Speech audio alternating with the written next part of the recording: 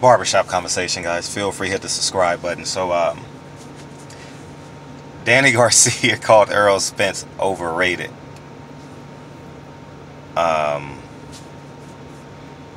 now, and my advice to everybody, all the welterweights, I would show up September 8th, including Terrence Crawford.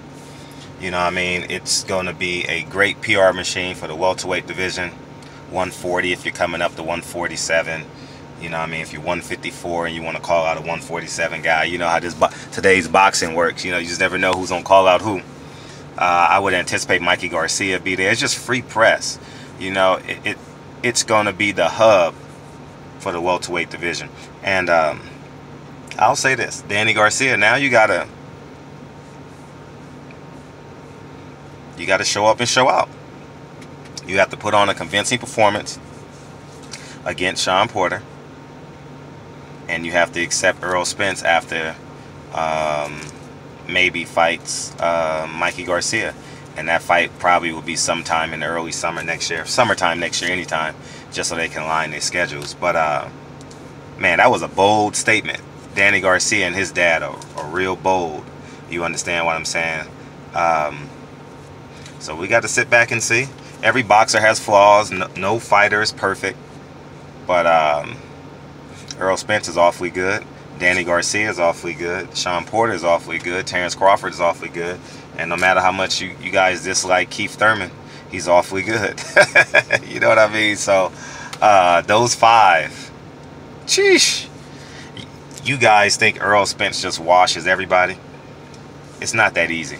Not at the A level. It's definitely not that easy. Would Errol Spence be the favorite?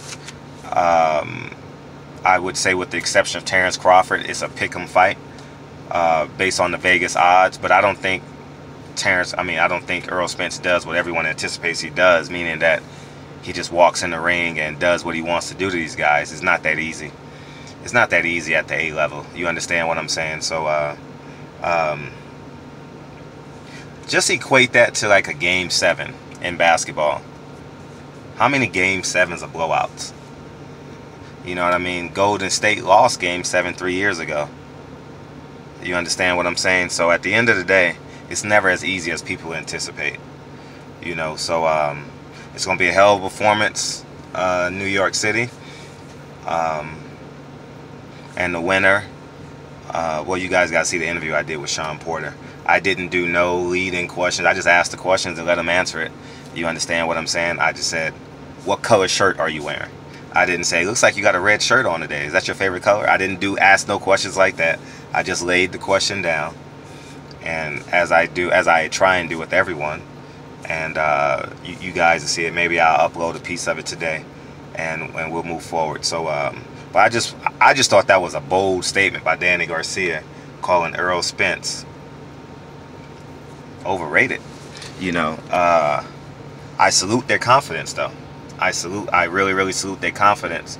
But now that leads him to, he only could take one fight. Well, he'll get a voluntary. If he defeats Shawn Porter, he'll get a voluntary defense.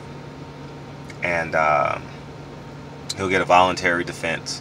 And then he'll have to fight Errol Spence because it's nowhere he can go. In the court of public opinion, there's nowhere you can go. And especially if Errol Spence fights Mikey Garcia, then Danny Garcia would be more inclined to take a voluntary defense, probably at the University of Temple, where he fought last time. Was it University of Temple, I believe, against Samuel Vasquez, excuse me. Samuel Vargas, excuse me. So we'll sit back and see, man. But I just thought that was an awfully bold statement. You know what I mean? And him calling Terrence, he said his resume was better than Terrence Crawford's resume. I would agree. At 140, Terrence Crawford's resume is not as good as Danny Garcia's. My humble and personal opinion, I could be wrong. But in terms of names, I'm not talking about actually tough fights. Danny Garcia was the underdog in a few of those fights. Lucas Matisse. He was behind on Amir Khan, as we all saw. It was tough. So we'll sit back and see. It's getting fun. You know, these guys are starting to cut weight. These guys are starting to get more and more angry. You understand what I'm saying? And they know the ramifications of this fight. You know, so we'll sit back and see. Danny Garcia is awfully bold of you. I'm looking forward to covering you September 8th. And the the best man's going to win that night. It's no matter who I'm rooting for, but the best man's going to win that night. And Danny Garcia, I don't care what nobody say. Danny Garcia hasn't won 30-plus fights by, I believe he's 30-something and one, right? If I'm not mistaken. He hasn't won 30-something fights by accident. He is a hell of a fighter. And no matter if you call him cherry-picking Garcia, whatever you guys want to call him, he's one hell of a fighter. So is Keith Thurman, so is Sean Porter, Terrence Crawford, and Errol Spence. And Terrence Crawford, you should be there. It makes a lot of sense, you know what I mean, for you to be there. Pick up that free press, have a great time in New York City, take your kids, make it a family vacation, have a great time.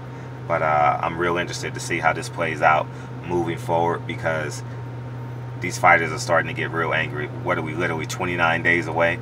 They'll probably start cutting real aggressively in the next 2 weeks. They may be 15 pounds overweight by now. You know what I mean? 147, so they're probably 162, 163. And they'll hold that so they can finish up their sparring. And then the last 10 days, they'll start cutting. Last 2 weeks, I apologize. They'll start cutting the weight. Food, they'll start getting food deprived. You know what I mean? Lack of oxygen to the brain. All that good stuff. So, and that's another reason why at the end of the day, we got to respect these fighters. Because the sacrifice that they're putting up, and I know I fall guilty too. I'm not the only one. I mean, I'm not pointing my finger at no one, because there's 3 pointing back at me, as you guys see. I'm definitely not doing that. But when I'm watching Sean Porter go through camps, and I watched, man, he had a hell of a workout yesterday, man. I mean, just the obligations, man. Showtime was here. He had to get urine tested. USADA was here yesterday. He had to go to the track, and he had to go to the boxing training. It was just a lot he had to do. And imagine that. I mean, it's what they signed up for. Obviously, people are going to say that in the comment section. But and you got to cut weight, 20 pounds under your walking weight. You know what I mean? Go imagine. Imagine that. If you guys ever have any questions about a fighter, go pick up a 25-pound weight and carry that for like 8 hours. That's what they have to cut. That's how much weight they're cutting in between fights. Especially a guy like Errol Spence is probably around 25 to 30 pounds. You understand what I'm saying? So it's tough being a fighter, man. And nothing but kudos, man. So this is my last day in Vegas. If you guys have any questions, I suggest that you DM me. If you guys have any questions about the fight, I appreciate everyone sending me, keeping me abreast as to what's going on, because, you know, it's like 8-10 hour days over here with the Porters. You know, I mean, they go through multiple workouts, and so we'll sit back and see. What else is going on? Eddie Hearn. Eddie Hearn actually commented on Danny Garcia and Sean Porter.